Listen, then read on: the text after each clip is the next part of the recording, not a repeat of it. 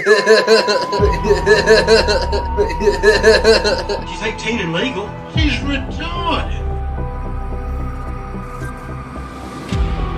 Our forefathers weren't the Pilgrims. We didn't land on Plymouth Rock.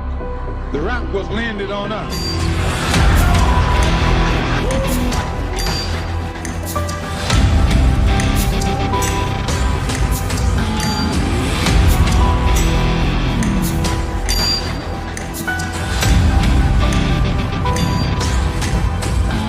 I have come here to chew bubblegum and kick ass. Pilgrim!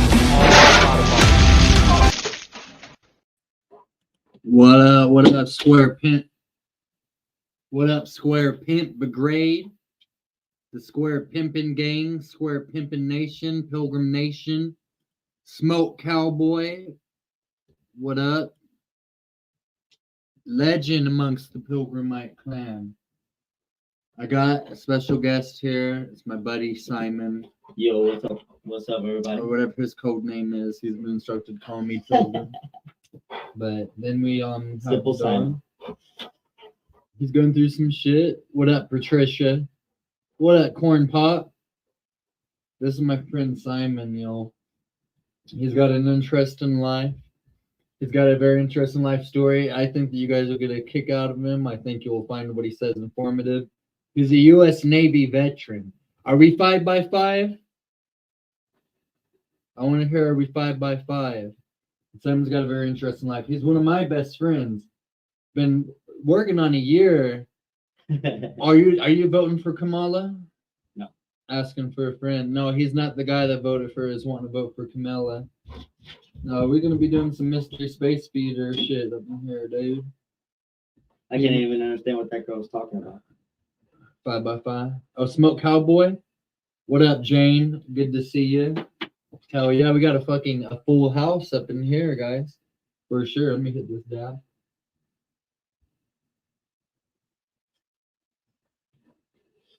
The little CBD dabs, because it is legal in my state. But I will say this. Oh, he said, what rate? Is there a rate? Is it called rate or rank? He said, what is your rank? rate? Yeah, what was my rank? I was an E2, third class. Aviation mechanic. I was stationed in Oak Harbor, Washington. I went to school in Pensacola, aviation mechanics. You've been through some shit. Were you in combat? I was never in combat. My job was metal fabrications and working on the structural and outside and anything that had to do with an airplane, not the engines or the turbines or anything, but just bending metal and hydraulics, bending tubes.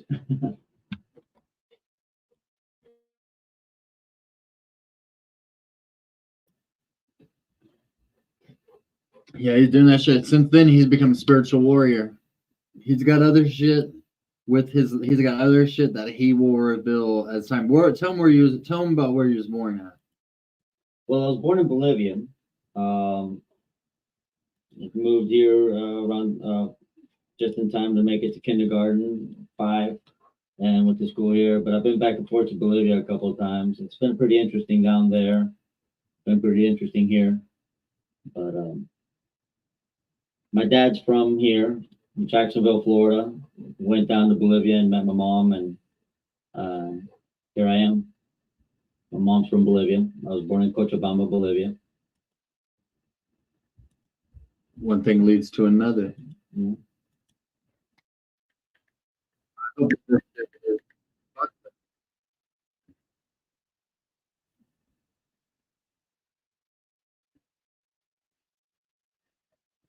Oh, I think I've got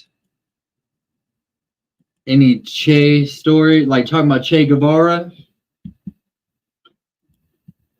Legendary corn pop. That was way before Simon's time. I've seen a lot of shit, but if I knew then what I know now, I don't know what I was looking at. They've had heavy. It seems like in the poorest nation. I'm not trying to sound like anti-America because I love this nation, but I feel like a lot of the countries that we have been going to war with recently in the past 20 to 30 years is a result of us selling weapons and shit to the fighting factions within those countries and within us exploiting said resources without just when we should just go over and just straight up take over and conquer their countries and make them a part of this, but instead we want to just exploit them and keep them over there at bay instead of like making an imperium of man. And I think that's what they did exactly in Central America when they went down there and recruited their own people to bring back here for military training, loaded them up with guns and sent them back to their country so they can do their dirty work for them. Unfortunately, they created that gang, the MS-13, where that came from. Came from trained soldiers from here, and supposed to go down there and help with right there in Central America where all the drugs were bottlenecking through Central America into the north here. No, let's talk for a second on that kind of shit. I was listening to a little bit of documentaries about cartel style shit, and the cartels, I believe, to me, the cartels are direct descendant of the communist guerrilla forces that existed out there in those times, or the anti-government times. So they were funding their operations with drug sales and shit, which they still do in places like Peru and shit. Like the Golden Dawn is the communist guerrilla group that's starting to gain popularity again. But these dudes, like the hitmen that they hire, they get them whenever they're like 12, 13 years old and start teaching them to kill people at that age so that they weren't doing serious time. And a lot of these people, they'll be 12 years old, then killed 5 or 6 fucking people and shit already at 12. All in 1 week. I'm trying to find my vape. No, you ever heard about no shit like that? You ever heard about no cartels? Because the general Pinochet, was he Chile or was he Bolivia? I'm not familiar with him. I've been Chile. He was a gangster, though. You remember in Scarface, whenever they threw the guy out of the plane and hung him out the plane? That was in Bolivia. That was based off of Pinochet. He would do that to his enemy, his political rivals, and people he didn't like. He would say, like, oh, we're going on a business meeting. Let's get in a helicopter. Then he fucking killed them and threw them off the...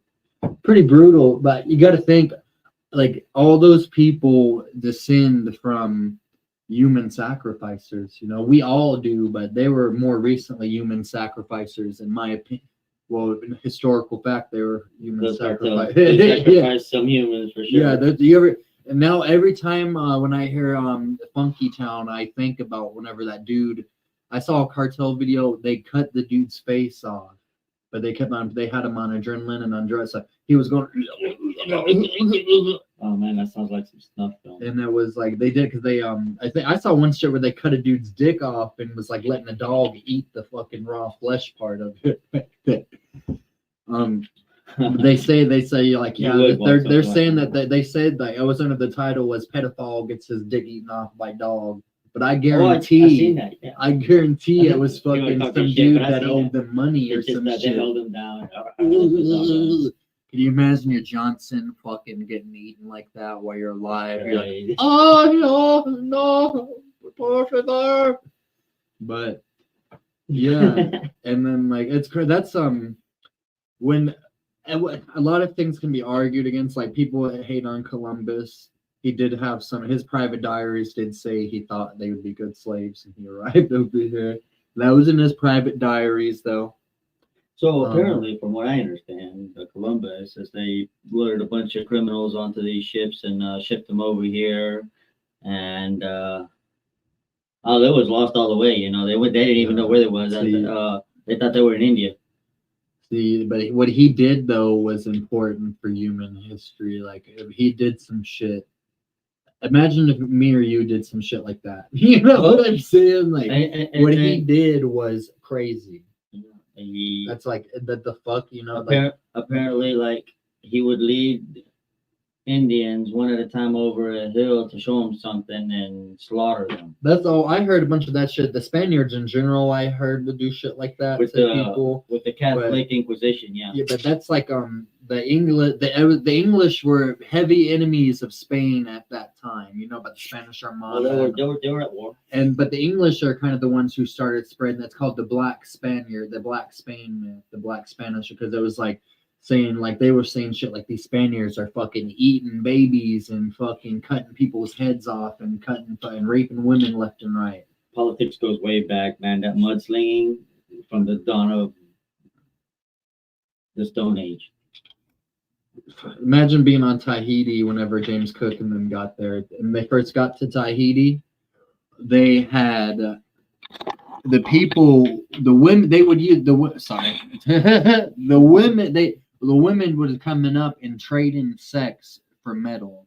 They would trade sex for metal. So it got to the point where the sailors were taking nails out of their ship and trading it. So the captain had to leave or they wouldn't have no ship. Because they were trading pussy for metal. Yeah, So if you're taking your boat apart, it's probably good.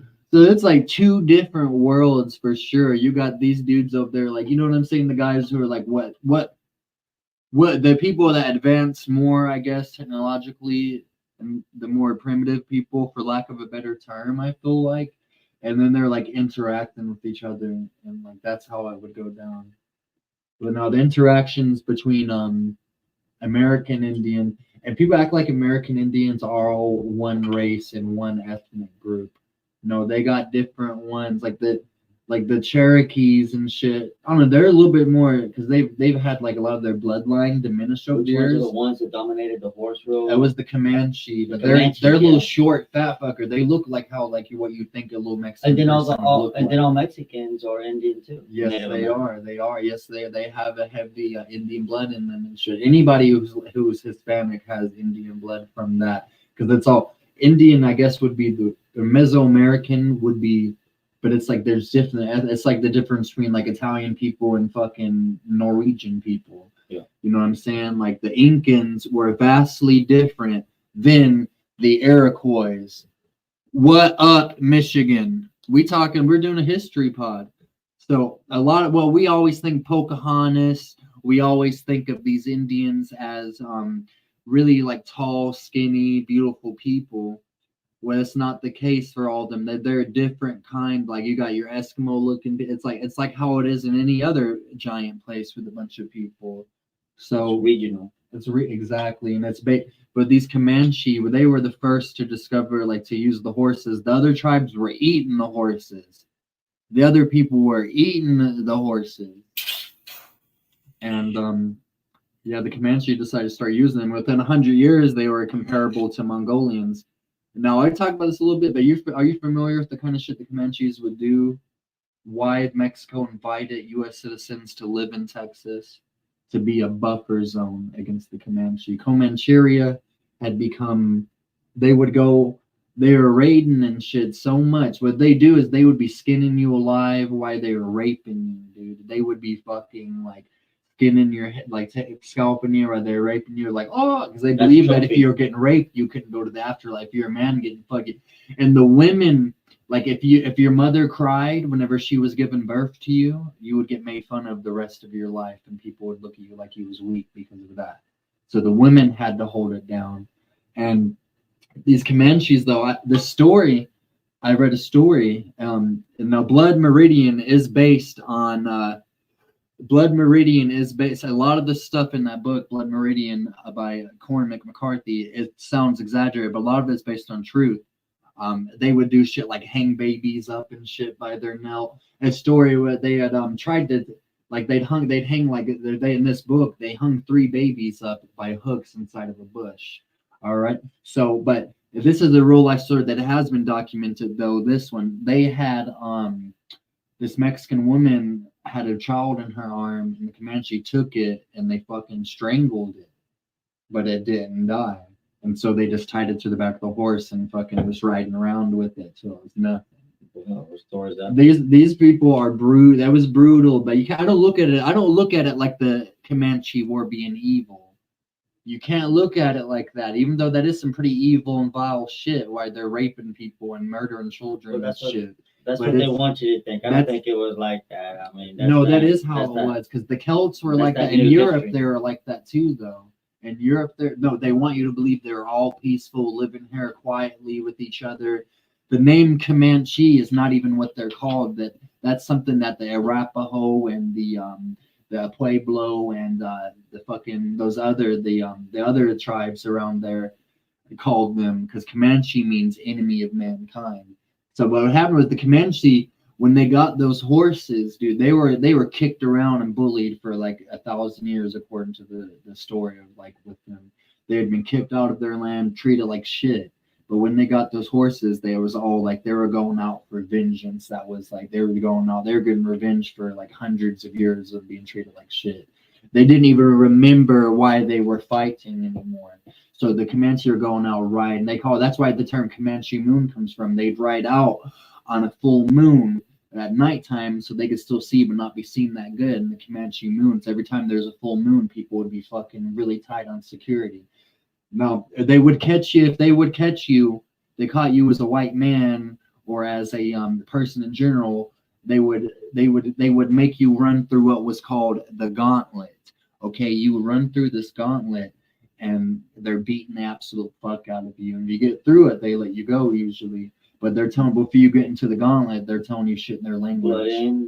They're saying you shit in their language. They're like saying, "Hey, say this." Be like, they're saying, "Oh, blah, blah," and they'll be like, "This means I respect your people and I want to."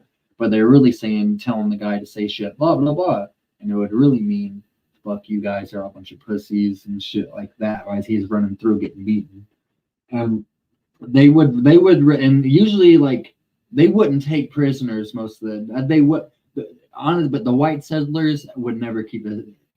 Every Indian would just be killed if they got in a fight with them. They kept no prisoners with that. But the Indians would give a little bit of more wiggle room for you know what I'm saying.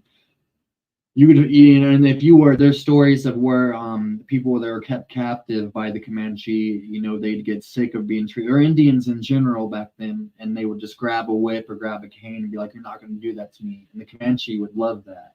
They would love that. And that they would respect them and let them go. But you also risked getting a fucking hot stick shoved up your ass while they're cutting your nose off and your toes off at the same time. But I'd say you'd have to take that risk.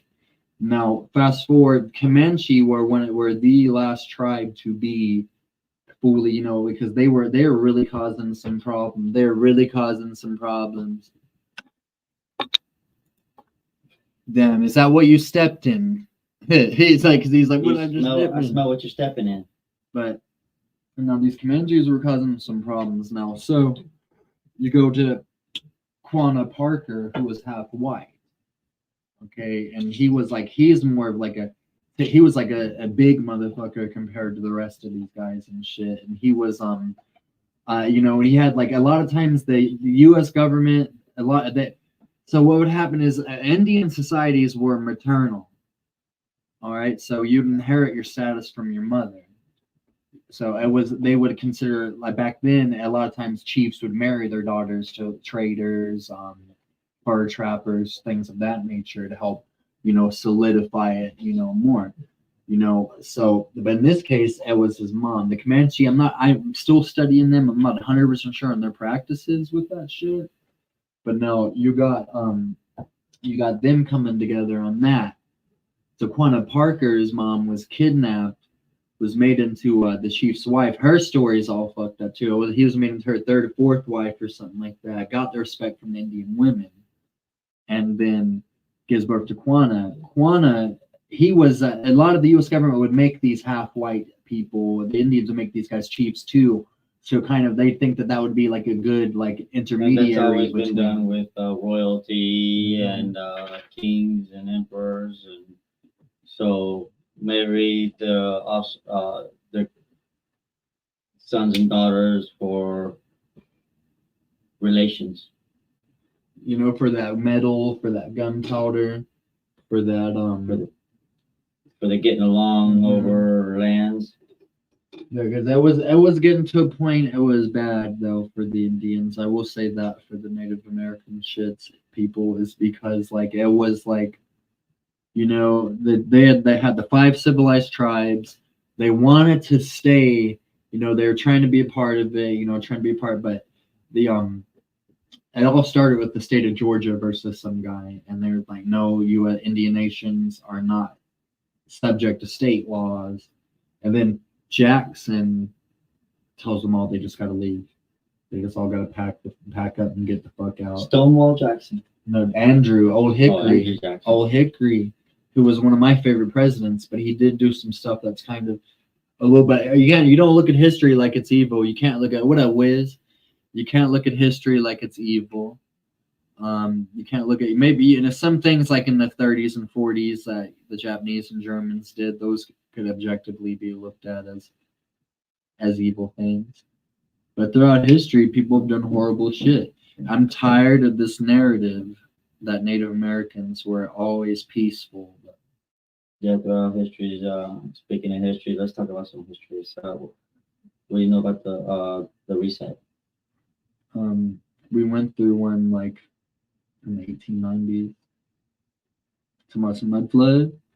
And all the orphanages. Oh yeah, you see all those little kids running around. All those are either Cabbage Patch Kids, cloned kids, or strong possibility is that they are orphans.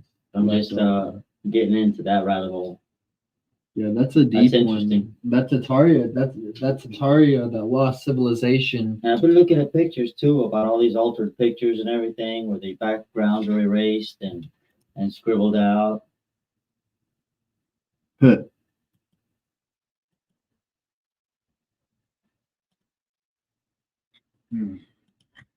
Have you gotten to flat Earth yet, buddy? You seem like you're opening your eyes to. I've seen some cool videos. I'm very open-minded. This is right. A ball? Heavens no. How could you live on a ball? That doesn't seem possible. The Earth is clearly flat.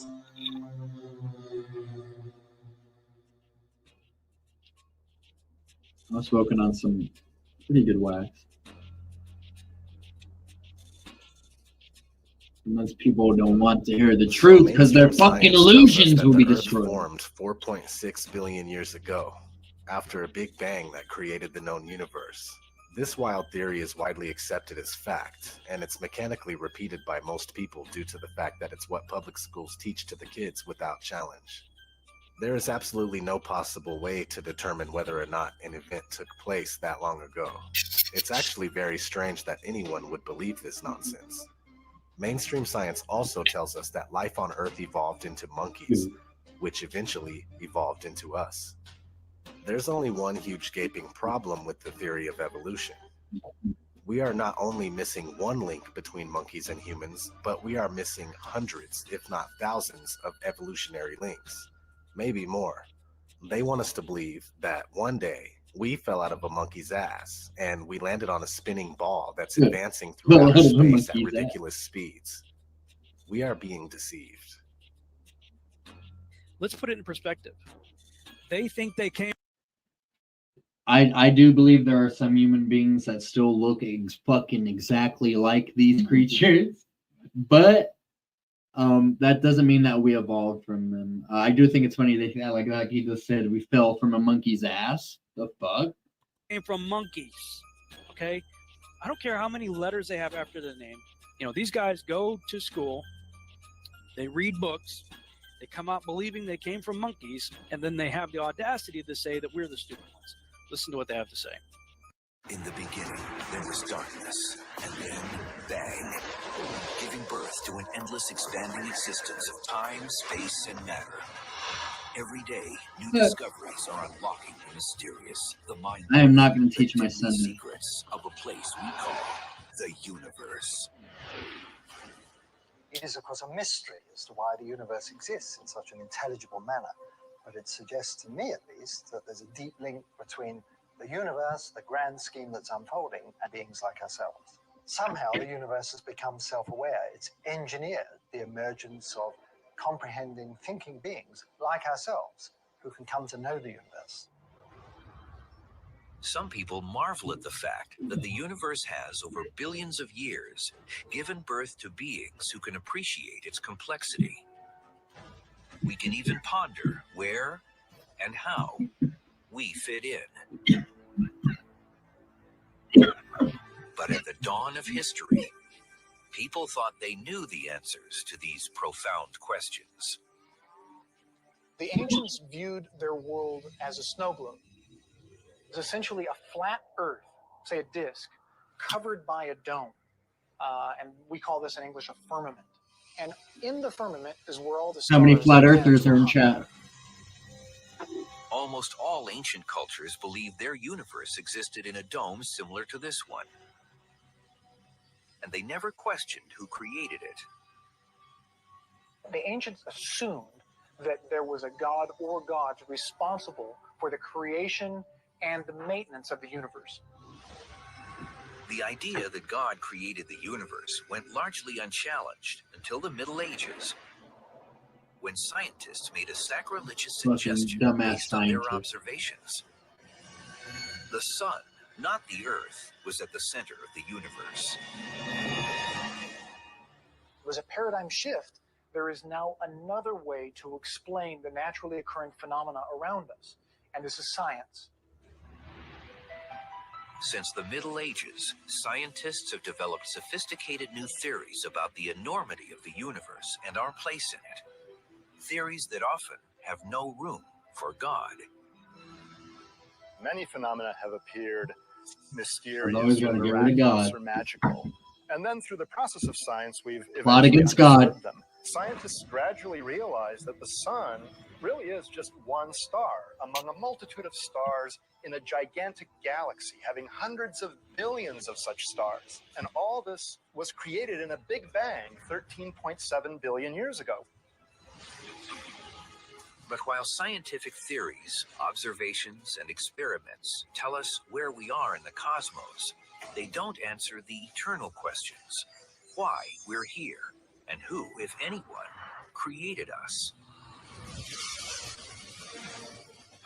So while it appears a divine creator planned the universe, many physicists say apparent fine-tuning doesn't prove anything of the sort. Something else must be at work.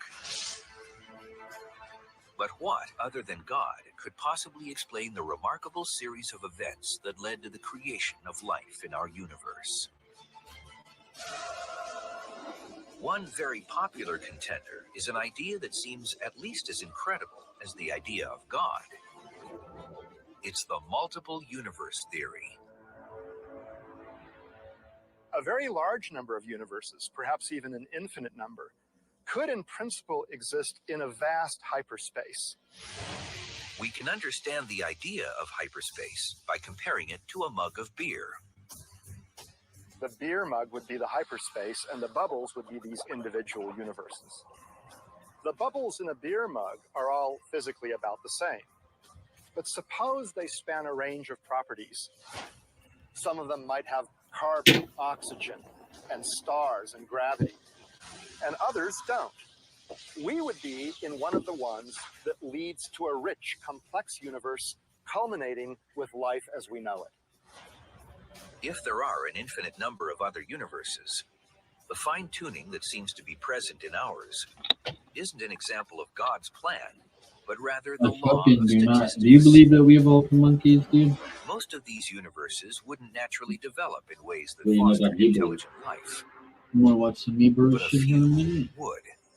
I don't know too much about it. I used to be heavy So into then the Hebrew explanation and for all the that, but I don't specialness of believe the in space universe is anymore. that we are winners in a gigantic I quit cosmic believing lottery. in space, so I It's had the to reason kind of that stop we couldn't believing be in it. living and Well, it's discussing possible they this came from in a the universe that was hostile outer to life. continent. Only the That's another way to biofrequencies look get at it, that I populated would with believe the outer beings. the outer realm. So what if the Anunnaki become not from outer space, Having a but multitude of from the outer universes continent? is actually quite a simple and And natural there are more consequence continents on the of outside some of of the the most ice. favored models for the birth and early But those are the evolution of other our realms. universe. It's kind of like stars and We're planets. those are our other realms. As long as you have the capacity to Now we make talking. one, Now we're really talking about some fucking Oh, really? multiverse. I do believe in that the Gigi, that's the kick I'm on right. Evolution isn't the only thing we are being lied to about. Gigi got tired of The earth under our feet doing has been molded into a spinning So, ball that is a byproduct of the Big Bang, which is a Yeah, theory they that was created introduced humans to to science do in it for them instead. 1931. In order for the theory of evolution That's to be putting the reasonable, essence of the the Big Anunnaki Bang right that into was the somehow monkey. pinpointed to 13. The essence. So you believe that, and it wasn't. It was maybe a controlled evolution of some sort. The possibility of a controlled evolution. Yeah. Yeah. And observed by the watchers. Or the Watchers, that gets a little more complicated too. There'd be more like over the Anunnaki. Well, all that comes into play with Enoch and everything, and some of their creations gone wrong. I don't like how churches won't talk about Enoch, even though he is like scripturally supported, Pastors will look at you crazy if you try to get them to talk about Enoch. They're like, we can't talk about Enoch. Yeah, and how they cut the giant trees so they won't survive the flood. Oh, that's why a lot of the priests would start destroying, like they'd come into those old pagan villages and destroy all the holy trees there. Well, there were some giant ass trees, which I think some of these flat top mountains definitely were some petrified tree trunks. Now we're getting more into Tataria. And the land of Mu. Like, you want to see Tataria documentary? Have you ever heard of Nan Madal? It's straight made out of petrified tree that they call basalt. And the basalt, to me, is nothing but the giant petrified trees. And you see, always around them, you'll see stone temples. You ought to check out Nan Madal, man. That's a real interesting. When you look at it on a map, you see the giant tree trunk right there. Like that is a giant tree trunk. The entire channel called the Mud Flood Channel. I speak of his work. Look at them pulling energy from the firmament. This is Niagara Falls right here. This one of these dudes. So what are they doing? You have channel robots. called the Mud Flood Channel. I speak of his work often. A lot of He buildings deleted have his those channel. little. Unfortunately, Yeah. many of his A lot videos of remain. place old buildings And have this is that one of shit on them. it. And he was talking That's been about drawing this energy from the Shoalcop power station at the Niagara Falls. And most of his videos were pretty short. I remember he used to complain about his screen recording software only allowing him 10-minute bursts, which resulted in him laying out a lot of information What up, in a ladies? short Come in. amount of time. And here we can have a little look at this We'll go power for another. station All that's Tatarian at the Niagara architecture Falls, too. How crazy, present right? day. Including We the see war the time. remains of this All good shaft here. here. We can see that in old pictures. And ultimately, this would have been a dam, a massive dam, and the falls would have been utilized for their power in various ways. And here at the bottom, we can see how the water was diverted to flow underneath, now unoperational. And in past times, as we'll see here, there were several buildings down here and up here as well. This is And Niagara of Falls course, now, I guess. this all looks melted here. So here we can see Oh yeah, what all I'm the talking about sculptures up in in an earlier time period. They use Here like again, we have the elevator heat shaft, weapon, the magma, point of reference. And Right. here the building with water still flowing underneath it, and several plasma. brick buildings on the top, looking Plasma. very old, Right there. even in this old photograph, sometime in the early 1900s. Here a little look in modern times, and another little look in modern times. And this is just absolutely mind-blowing. Built in the old world style, so aged, even in the oldest photographs we see, which are supposed to be new construction, and just a massive feat of engineering for this time period. Originally conceived as early as 1833, and by 1853, they would have the canals in place, used for Indians generating are electricity. shit, man. And by 1881, under the leadership of Jacob Sholkov, the first power generating station was built. 1881. And here's just a mind-blowing picture. In 1901, no photos of any construction and looking pretty high-tech, and certainly not like 20-year-old buildings. Mind you, this is a massive dam. We're led to believe that the dam itself would have either been constructed or at least partly constructed. No photos of this, only little puzzle pieces remaining. And here another little look, a different angle, and really this has they all might the have more advanced characteristics technology than we think. of star forts. Anyone who's looked at star forts and the design of I think they construction board a lot too. recognizes this. And yet here what we see is the same construction style as a star fort, but being utilized to harness energy or power from these falls. So you think the star Perhaps forts are connected doing a lot to more than this, but implying some sort of technology. And this is a machine. And we always talk about these buildings having another purpose, being machine-like. And here we have a proof. We have the fingerprints of the same builders of the old world and this superior style of construction at the Niagara Falls. And in disrepair and misuse, a ruin at this point, and even seeming to be a ruin in the early they call their enemies most the of this has been parasites. decommissioned, and I hope to get to a video in which they actually blew it up and took video of it. And at the bare minimum, this is a machine involved in grand plumbing, we could say. And if star forts exist all over the world, we can also assume that these have something to do with water flow, in some cases seeming like potential drainage, I and in other got caught cases, up in some of these perhaps pressure valves. valves. And this video, by the old Nut Club channel, takes it in many directions. Even Nikola Tesla, Study into it. who was said He was to connected have to, he might have been created much of yeah, these works researcher.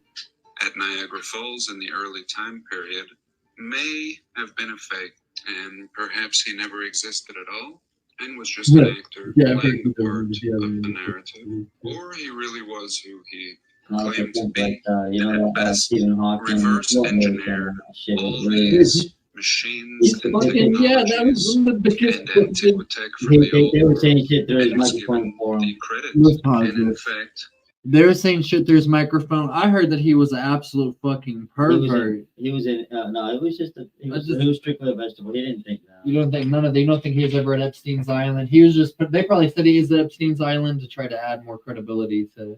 I didn't know about that. Yeah, I heard he was one of Epstein's. Player president. Yeah, one of those, because Epstein loved to be surrounded by scientists. Though he was he was a guy that got in contact with scientists. Like he liked having talking to scientists about scientific shit. I mean, to think about it, he had the technology to write with his eyes. Where's that technology now? Why can't nobody do it right now? I mean, they were just saving it for him, dude. Yeah, right, just for him. So they can tell you what you want to hear about the universe. They can tell you what you want to know about the universe. They can tell you what they want you to know about the universe through him, because before he became a vegetable, he was a scientist. And they're like, oh, we can use this guy. People are gonna fucking feel sorry for this dude, and then like think that he's smart because they're gonna think that he's a genius because he's fucking some dude that can talk with his wheelchair. Yeah. Full of shit. It's like that Neil deGrasse Tyson guy. I think is full of shit too. Yeah, he's I think he's saying what they fucking the elite want him to say. Yeah, they all these guys say what do you all know who they are? They all say what. You been listening to anything Terrence Howard's been saying out there lately? I watched a little bit of some of Terrence's shit. I watched on Joe Rogan. He was with Eric Weinstein. What up, Roman? But well, he got in front of Neil Tyson degrees, and he was getting so upset with him, but about the things that he was talking about Yeah, like why get so upset for? Are you a pussy or some shit? You're gonna be fucking getting upset over some like theoretical shit. You know what I mean? Like you fucking asshole. You know, and yeah, and Terrence, you know, I believe Terrence. I think that I mean I don't know any of these people. I don't know. I know them all just about as well as you know. I don't, you know, but they seem like they are. I don't like it. They're never signed to that. Like they're not. Well, they do the same shit to Graham Hancock. They're not willing to listen to anything he has to say. I think it's fucked. I think it's absolutely fucked. Man, thank you, brother. Help you out. That likes and those comments in here that helps out with that algo, guys. That helps out that algorithm, y'all. Oh, damn, I hope I didn't miss my. Don't put your fingers together. No, these are pop-ins. You don't have to use glue. Thank God. This channel points out like these guys. with the thousands of patents that Nikola Oh Tesla yeah, had, they've seen he that would shit. have had to have invented one invention These together every now. 2 months.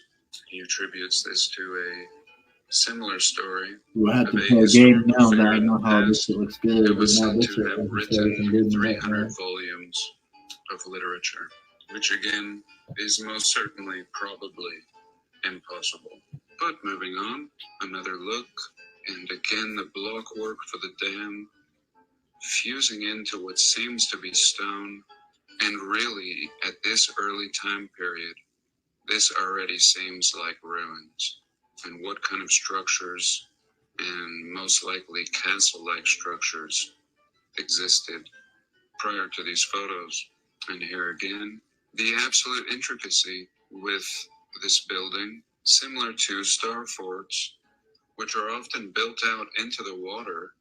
Who in their right mind would attempt to build something out in the water in a very, very early time period? Talk about complicating things when you could just at least build on the shore. But no, we see these artificial islands scattered all throughout our realm. Even our Statue of Liberty resting What up? on a star fort, and finally an old Tartarian pedestal. And here another look at one of these buildings. This one dated 1905, so they say, and in complete ruins. This could have been anything. I told you what Anything at all. And in 1905, I didn't agree to come according to on the here. narrative, a power plant that would Yeah, soon this be is like in one of disuse. the. I've done And of some course, in-person lately, pods everything before. tying back into tunnels, Long time. where it looks like a little orb. And these tunnels are absolutely What fascinating. up, G-Man? We'll get into a nice look at one of these tunnels, and what we can see is absolute solid brick tunnels. Completely mind-blowing. And this is not the picture. I'll show you that in a minute. And we see 100% brick with a facade. Brick a is another concrete facade over material. the top. And yet when we exit this tunnel and we look at the walls of the dam, we don't see brick. We see what looks like block work, what seems like natural stone, and this actually lending to the melted brick idea for what an exposed brick may look like after being assaulted by some external super plasma heated event. Heated to such a high temperature, the red cooks out of it, and the bricks actually swell like a Rice Krispie, resembling stone. And if this assault keeps going, resembling mountain. And a very gracious video creator, he even shares with us a tour that's available behind the falls. To present day, looks like it's about $500. And here's another puzzle piece. This is often referred to as a photo, and we could compare that to this. And here we can see that square building with what looks like a little barn type top, and the falls below it, and the elevator. And in earlier times, if it wasn't an elevator, at the very least, a stairwell. We can see a lot of windows and doors on the sides that have been blocked off. And here we go, that same building. And again, we can see them here looking much different. We can see the falls, and these buildings have been removed like that before? in this very, very old time period. This is supposed to be new construction, and yet everything looking as if it has been diminished. And what we see over here on the left side, this old power generating station in ruins, I believe we can also see here in absolute ruins. The falls actually crashing over and destroying this part of the building. And if you look at the lines down here, a white line, and then a larger, thick gray line, and down here on this side, a white line at the base, and the same thick gray line above it. Absolutely mind-blowing and pretty obvious to me. It's as if this had all been contained, and there were buildings here, and everything was under What up, John control, H? and this thing was blasted by something, giving the impression that this is all stone. And in fact, I'm sure it looked exactly like this wall. And down here at the base of the falls, it looked exactly like this building. And by the time this picture comes around, looking a little cleaned up as usual. And here we can see some modern work, but again, built on top of older work. And even this, you can see what I'm talking about with the cut corners, very Star Fort Builder reminiscent. And here, look at all this still intact. And I believe this is what we'll see some film of in a moment here. And this is probably the section that was dynamited. That Yeah, they were you, very you got some eager bad storms over there, girl? And this, to be quite honest, looking like a painting, a very, very fine painting to suit the narrative, and much remaining, but also much missing. I personally believe that those buildings were down here, and not just these little shacks.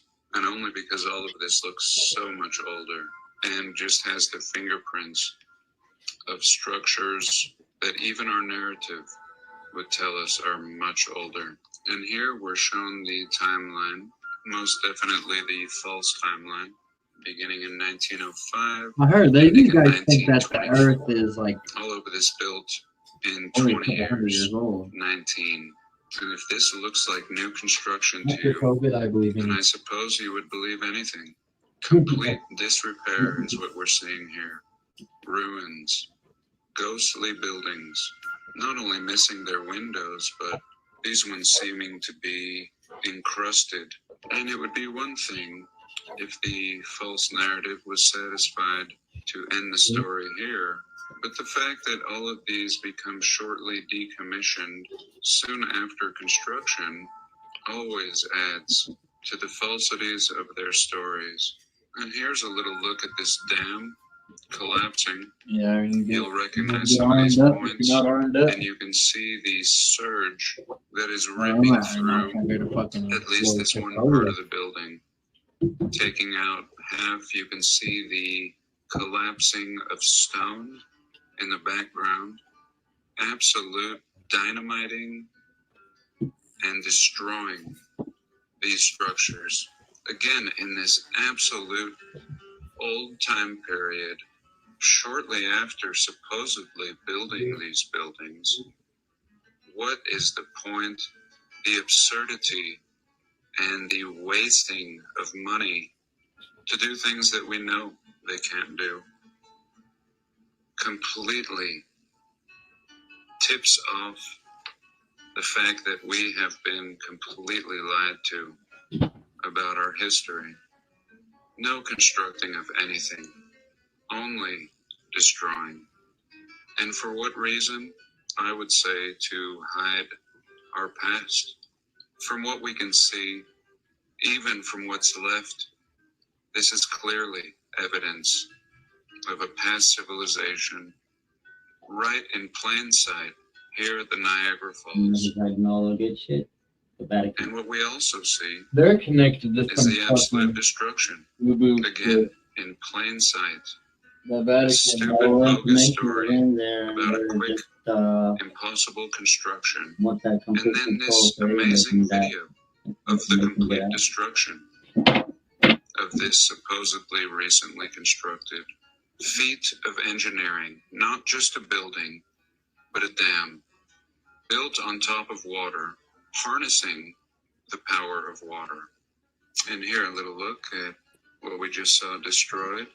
And again, a little look at Nikola Tesla. And I just love his dissecting of the narrative about this man, who we, especially in the truth community, tend to put on a pedestal, especially when we first get wind of what he is credited to having done. And the fact that he's been left out of history tends to add to our suspicions that this was a grand figure that wanted to help free the masses and get us using free power, harnessed for free from the air. And yet, really, when we question this man's story, just like we question any story in our Definitely. narrative, Yeah, they want to hide does an begin info. to fall apart. And at best, I think he may have reverse engineered working for big financiers, eventually discovering free power and reverse engineering all the devices we call Antiquitech, but finding no financial backing for such works. And perhaps a man could invent something every 2 months, filing for a patent, if you were just reverse engineering the past. And similar to this man, Montana whom monolith. a whole financial crash was blamed on, is not too dissimilar from the Tesla story, where all these thousands of mind-blowing patents, pretty much coming out of nowhere, are given credit to a man, a single man. And I agree, seeming pretty ridiculous. And as always, I'll leave a link to this video. And finally, real quick, to wrap this up, I want to show you this channel's video, an excellent channel, who's been doing what we would call Tartarian boots on the ground work, something that more of us should do, and I'll share his video down below. And without spoiling it, he touches on several. Wow. Wow. It was a good look. That was a good little skit. That was good. Now, we are realizing that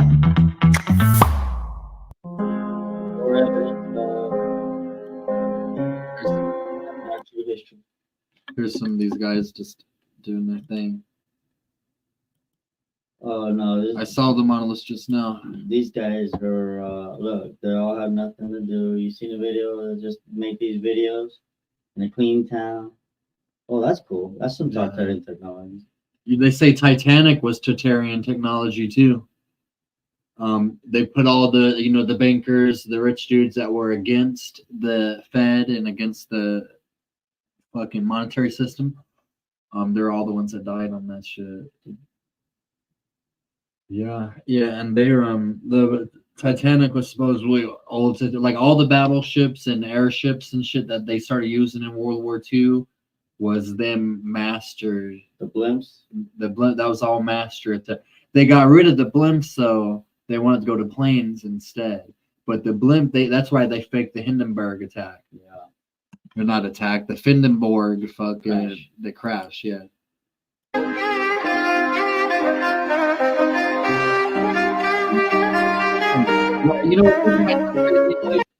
But what's to say that they didn't just find a camera that has film like this and just film some shit like in a Hollywood studio? I've heard crazier things. Like the World Fair. That was the old technology in old buildings and shortly destroyed after the World Fair. All that was caught on fire. Yeah, and they said that they built it up all in the air and then they just destroyed all that shit. Yeah, exactly. And then you see all these pictures of the buildings that definitely don't look a year old. It's not adding up, is it, huh? But no, it's always been where, and look at this fucking lady's hat. That's a camera. She got.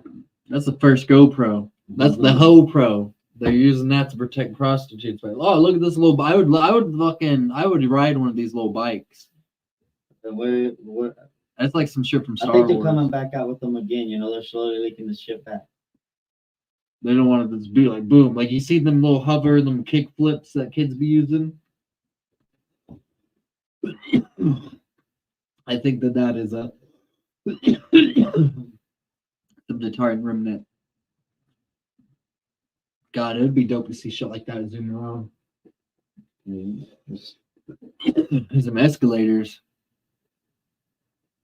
Well, they have this hidden, and they have these resets for a reason. Their ultimate goal, they know God exists, but they want to unite the realms together for darkness.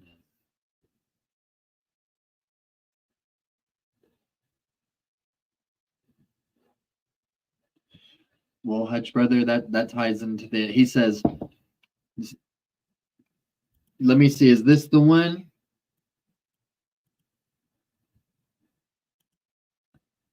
That's pretty fucking crazy.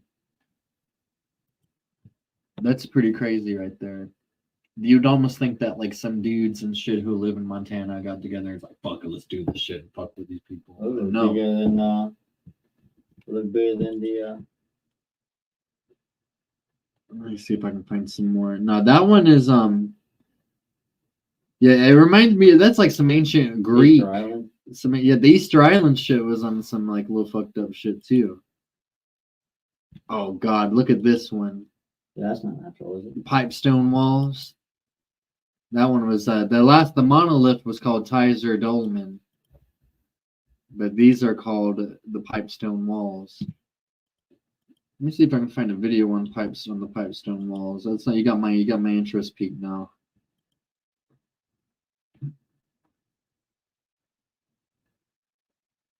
That is what up, Virginia. Yeah, this shit. They want us to believe that this is naturally formed, or that Native American fucking Indian people put that shit there. No, I think it was psychic fucking. Not psychic, sacred geometry. Sacred geometry connect. They knew what rocks fit and what, and they used sound, a combination of sound vibrations. You can vibrate those right in shape.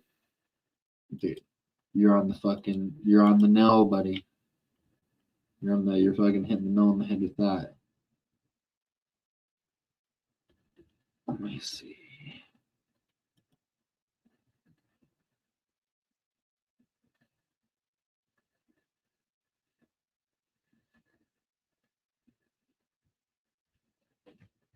Oh, there was a place where they got together and smoked the peace pipes.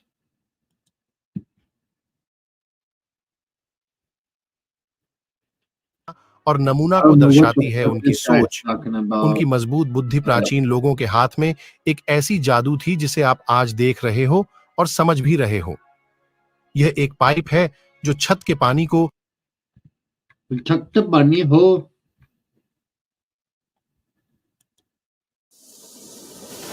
In western Minnesota, there's a place where the prairie turns to stone.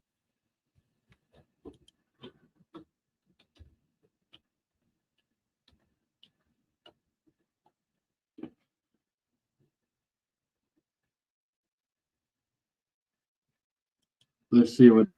Hi there, my name's Janet Blackeagle. I'm from Unico Country.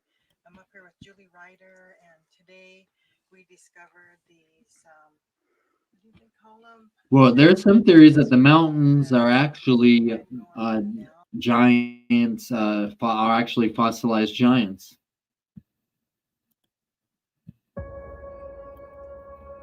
You like the giant dragon when I used it? Yeah, they could be that giant megafauna, yeah, megaflora, megafauna.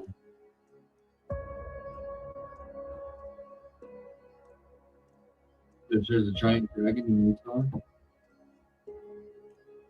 I'll look that up.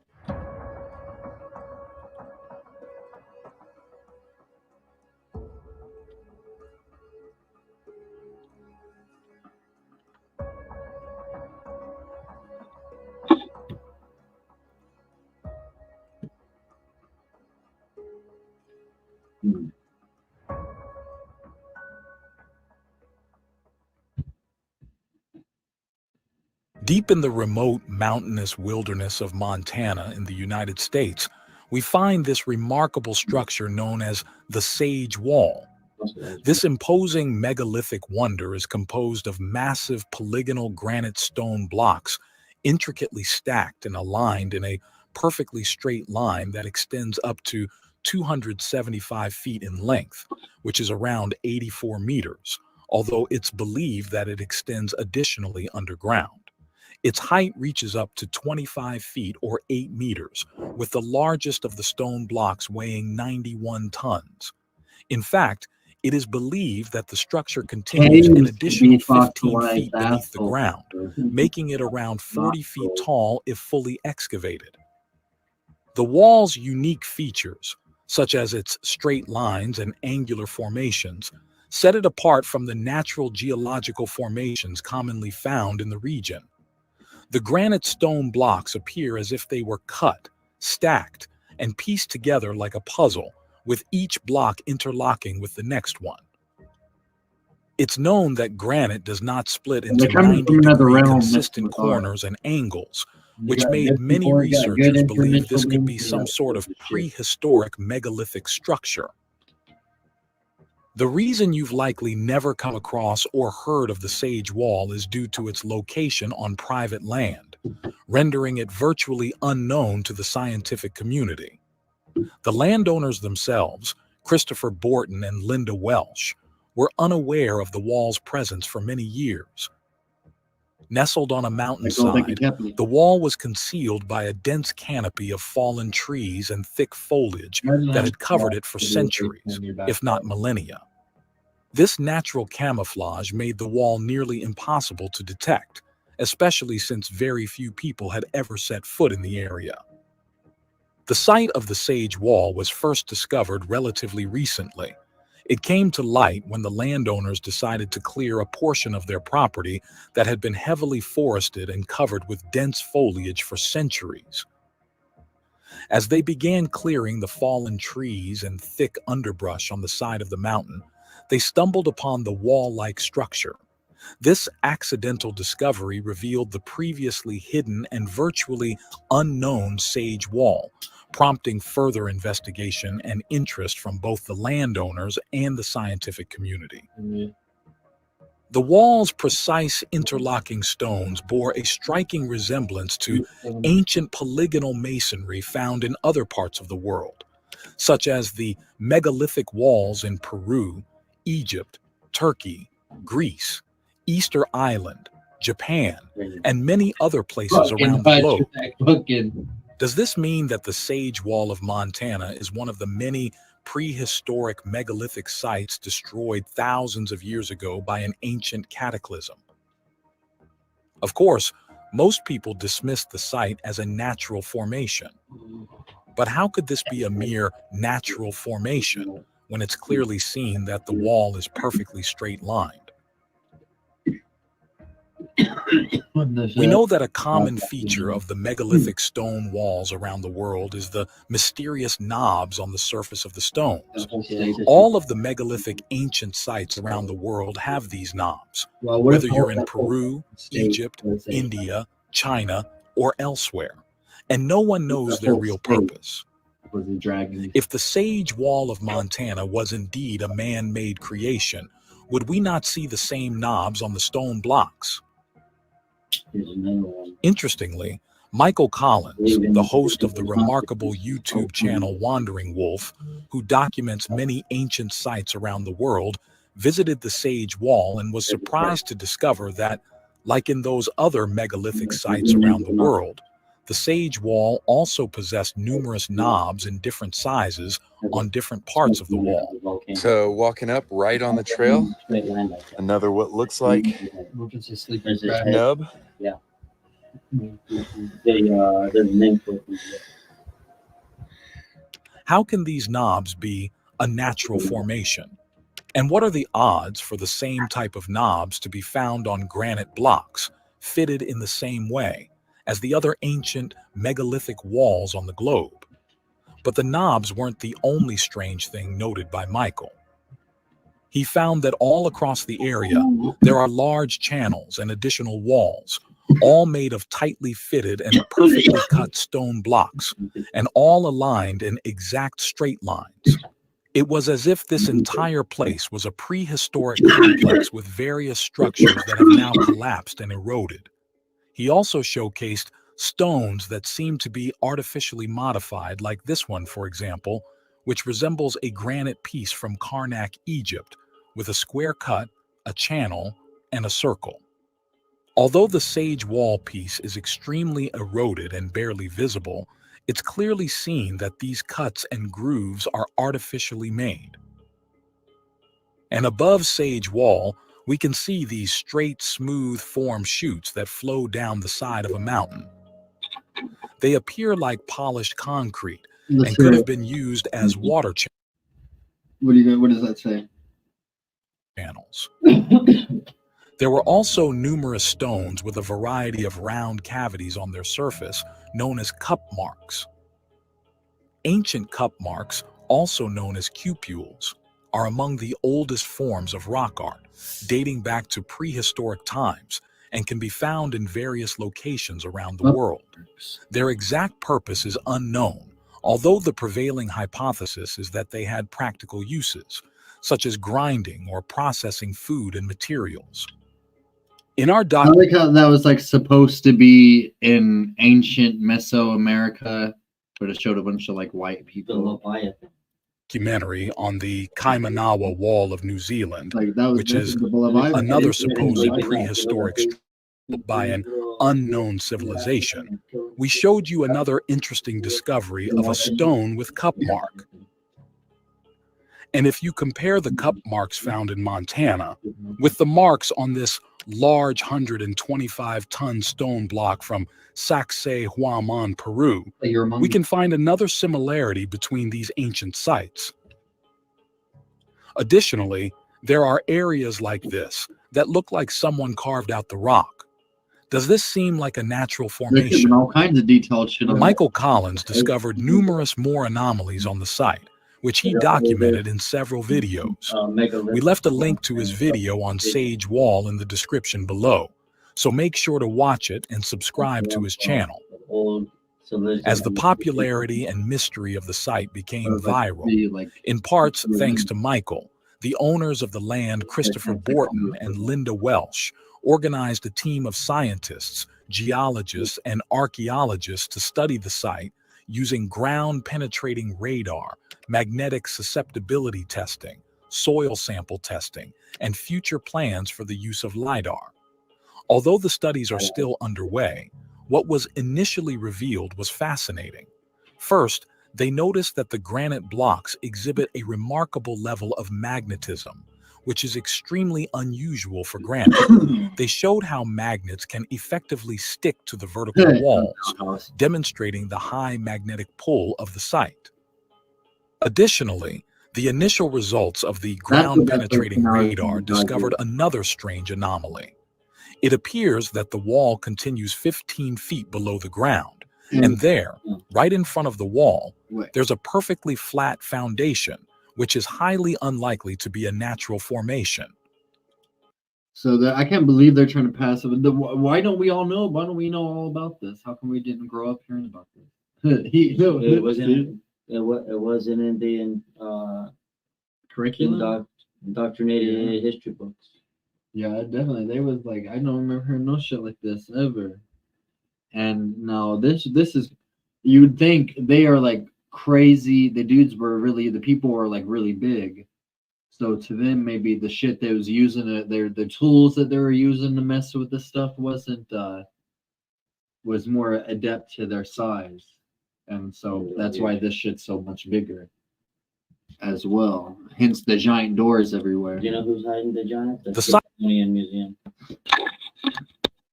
Give me some more detail on that. Break it down.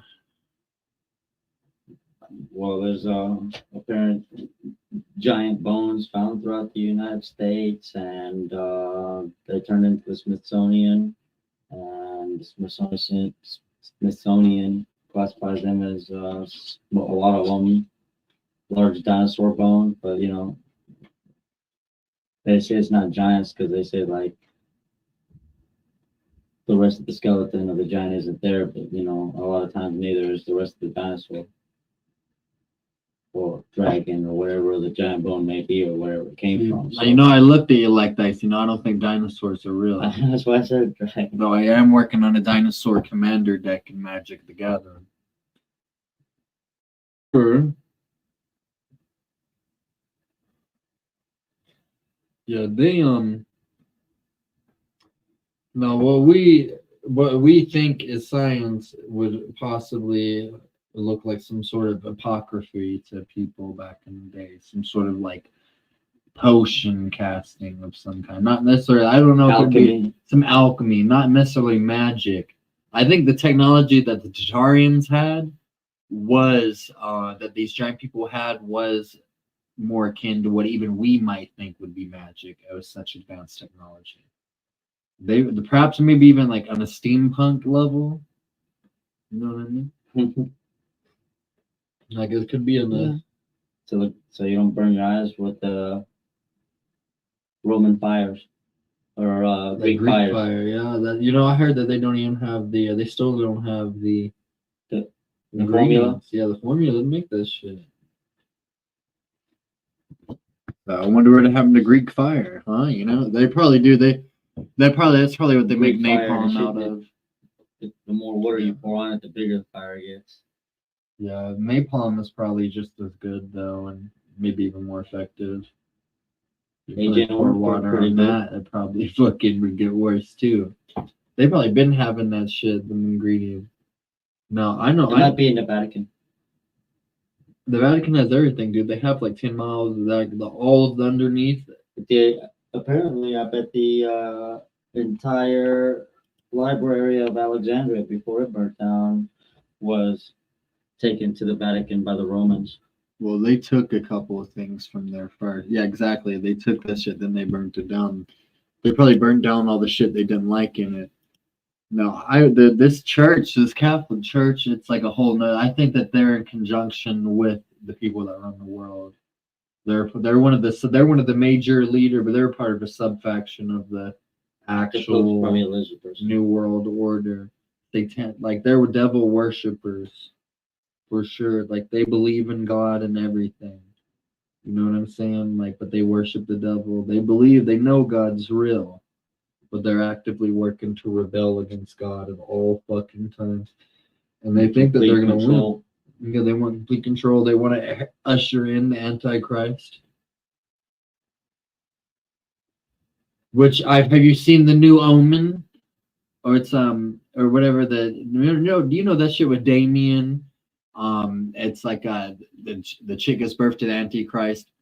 So in this movie, she gets impregnated. The woman gets impregnated. It's a newer movie. It's like it's the prequel to the Omen, and she gets impregnated. Has twins. Okay, one's a girl, and then Damien, the boy, the Antichrist, is born.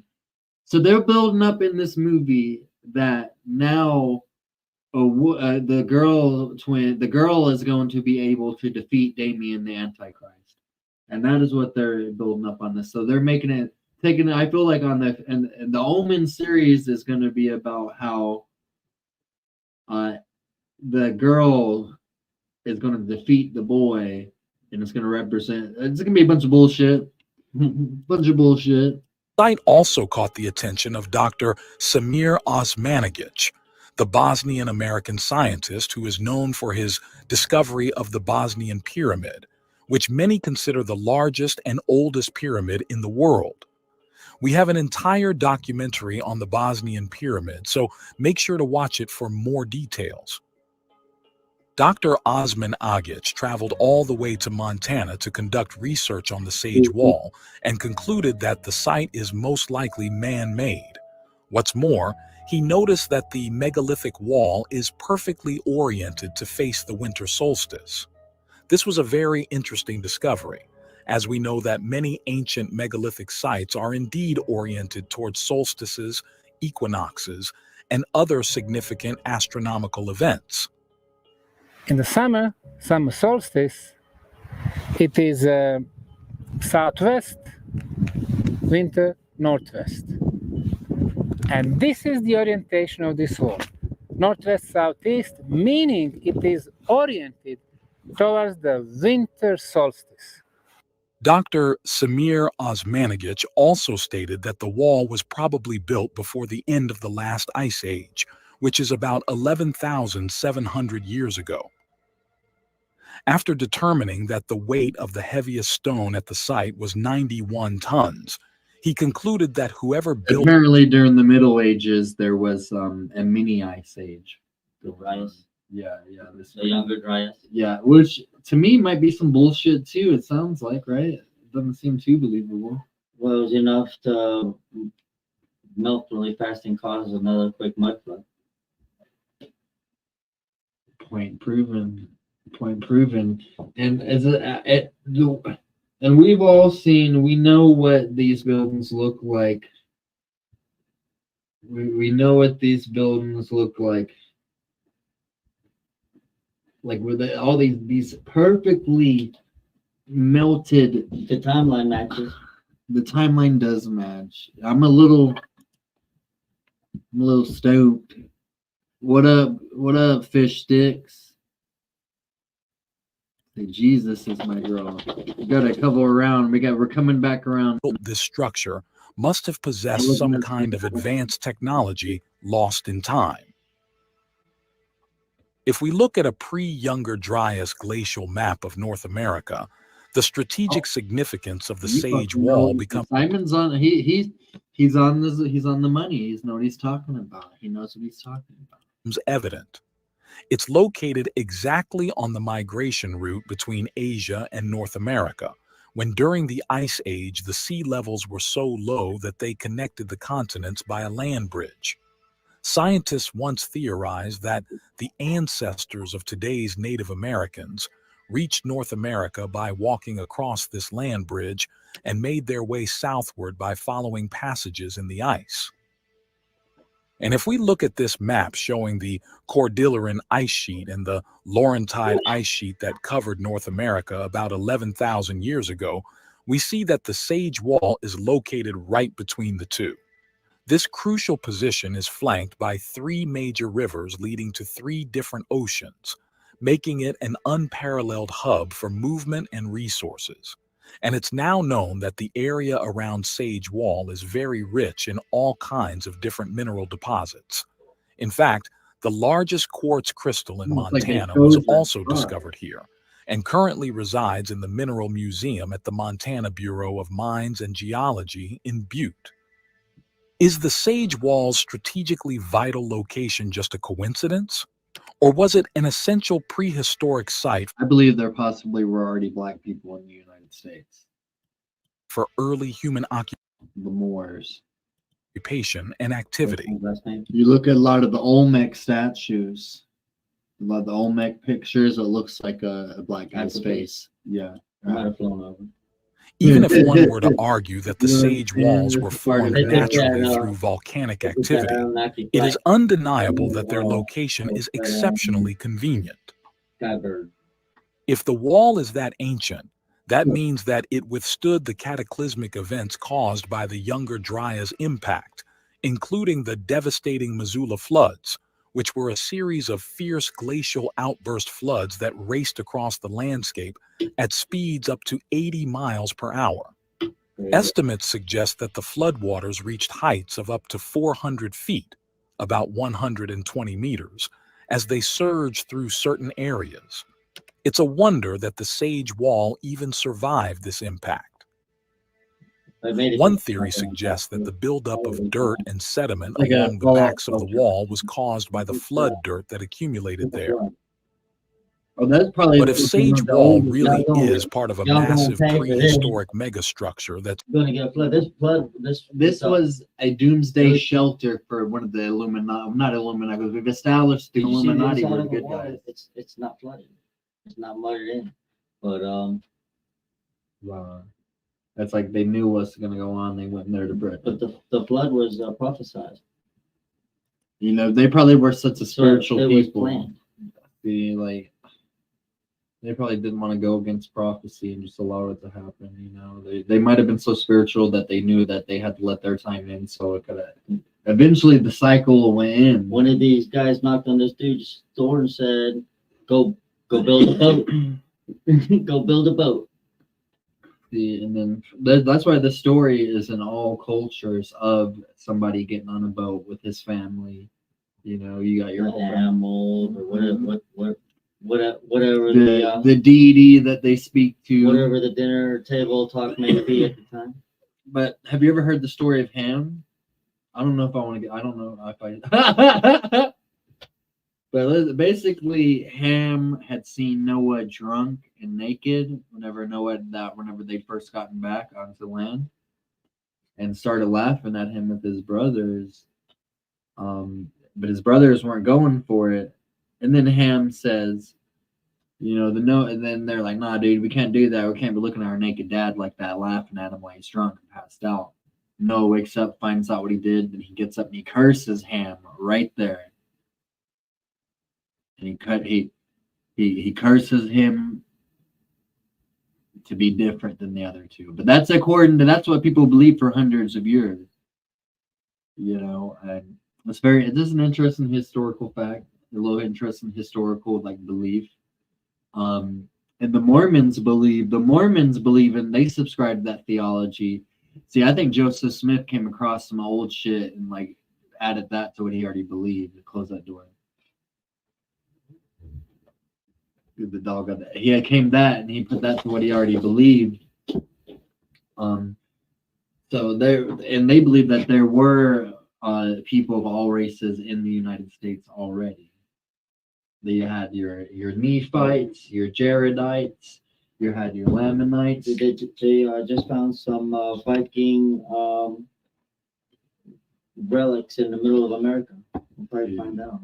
Vikings, though, I think they're a little bit of bullshit. Well, that's what it's what the Knights Templar. Some of the Knights Templar turned into Vikings. You know, it was a worldwide organization.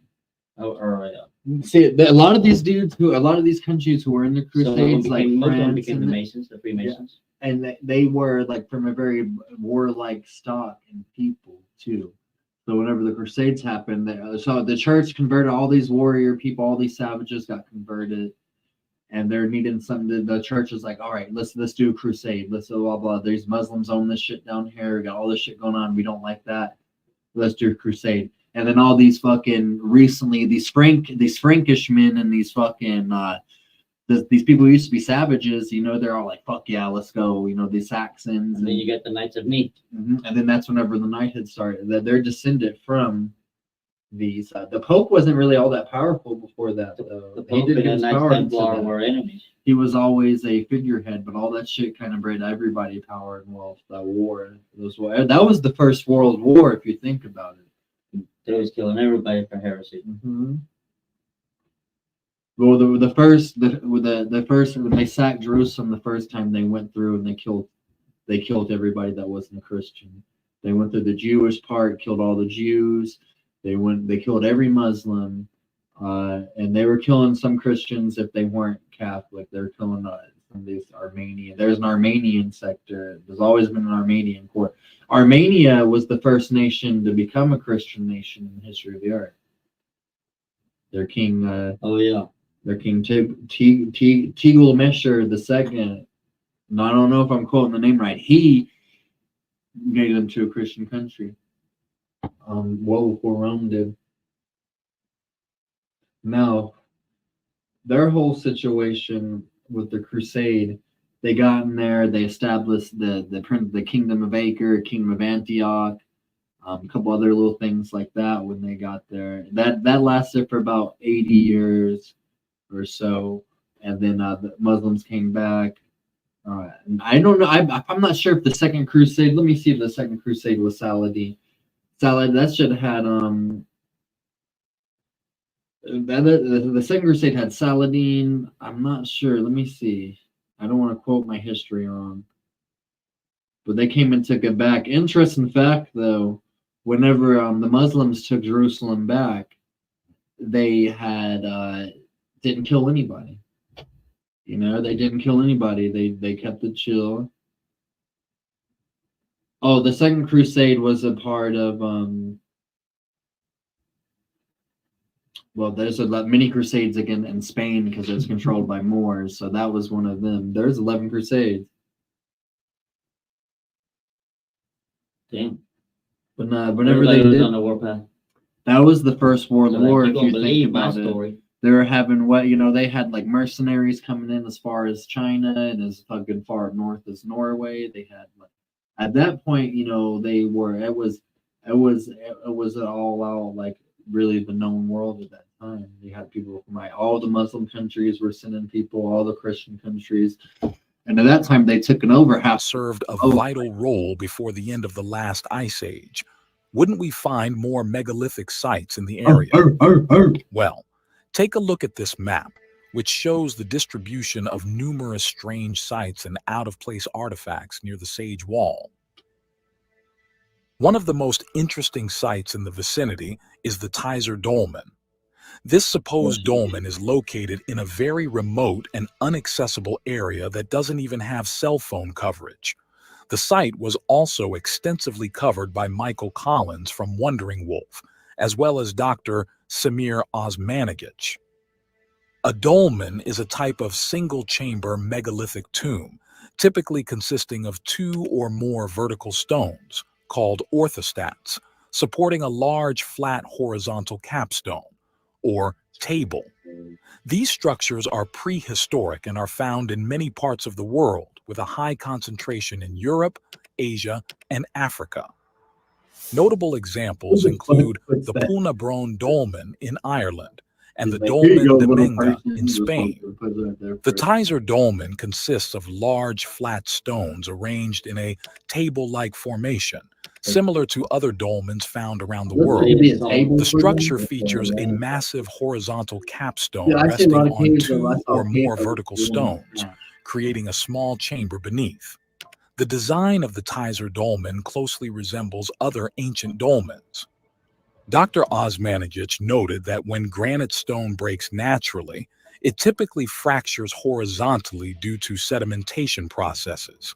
However, at the Tizer Dolmen, the stones break vertically, which does not occur naturally.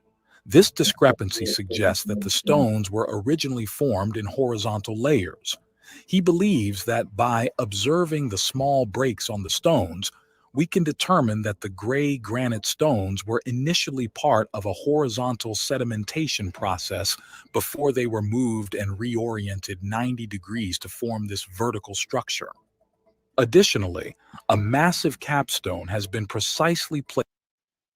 I just want to pause and show you guys this real quick. What up, Yankee? If this is not a giant Nephilim's petrified vagina, I don't know what the fuck it is.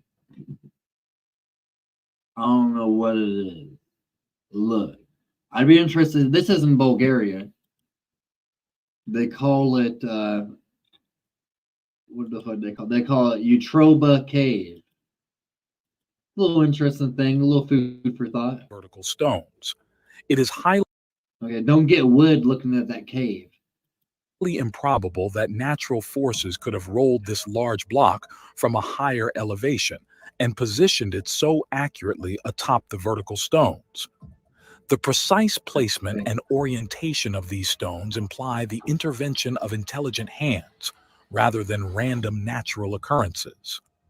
Michael Collins, on the other hand, noted that around the site, just like with the Sage Wall, he found numerous holes, strange linear marks on the stones, together with this large scoop mark.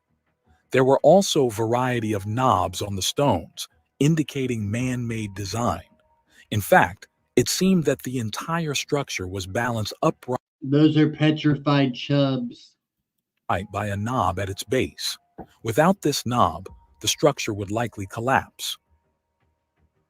If you visit MontanaMegaliths.com, created by researcher Julie Ryder, you can find a large collection of photographs of strange megalithic sites that many believe are not natural. We found numerous pictures of a variety of different domes, together with this picture of a large scoop mark on the granite.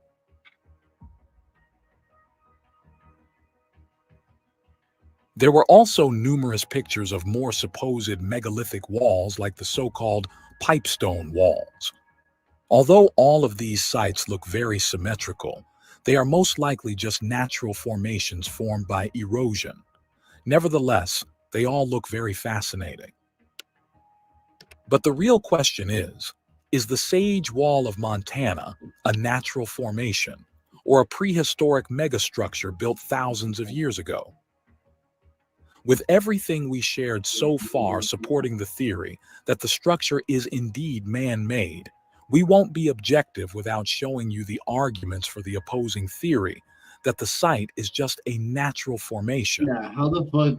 Author You don't even want. It's like, how are you going to look at the opposing theory and even give it any credit at all? The opposing theory only gets like 5 minutes, only gets 3 minutes. But and filmmaker Timothy Alberino conducted an in-depth field analysis of Sage Wall and made some compelling arguments about why the structure is not man-made, but a geological formation.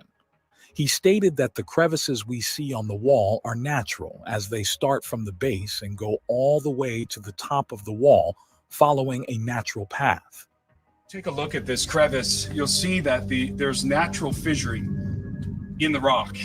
And this fissuring starts from here, and it goes all the way up to the top of the wall. Yeah. So we can clearly see that the fissure. Guys,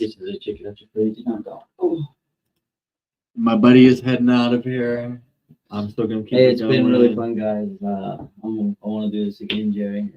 This is an interesting thing to do. So, but I gotta bid you guys a good night, and I'll catch you on the next clip. See you later, brother.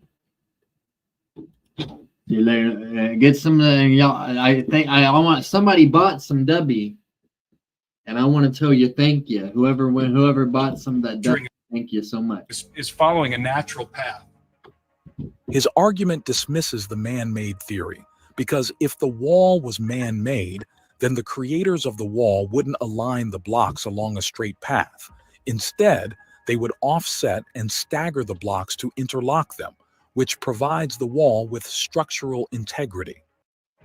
Of course, there's the possibility that the fissuring occurred after the blocks were placed, meaning that it's possible for the wall to have originally consisted of larger, intact blocks, and the fissuring developed later as the wall began to erode. Additionally, unlike other megalithic sites around the world, there is a notable absence of cultural artifacts, such as tools, pottery, or other signs of human activity in the vicinity of the Sage Wall. This lack of evidence for human intervention supports the argument that the wall is a natural formation rather than an ancient man-made structure. Geologists studying the Sage Wall propose that it was formed through natural volcanic and tectonic activities. The intense geological forces in the region could have caused the rock to crack and split, creating the appearance of a constructed wall. Over time, these natural processes would have continued to shape and define the wall's current structure. The natural origins theory was further supported by an in-depth analysis of the site by geologist Dr. Stuart Parker, who was featured in a video by the Incredible History Channel.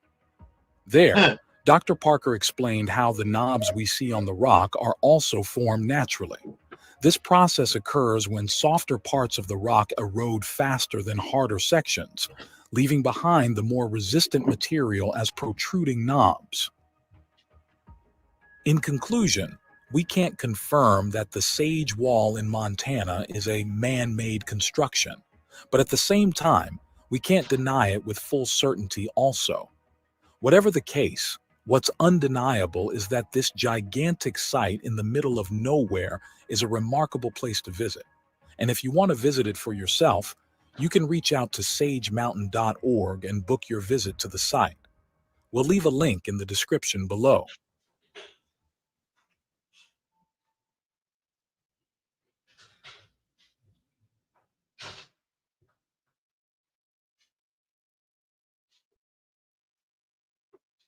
Wow.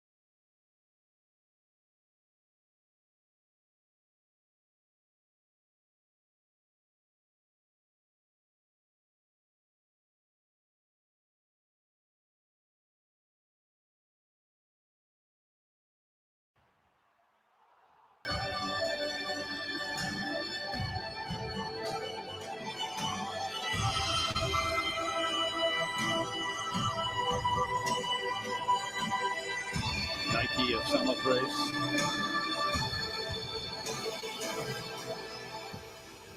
Victory.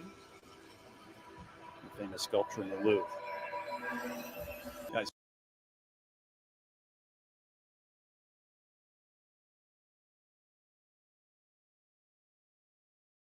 How cool is that, the seats? Across the stand. Absolutely stellar.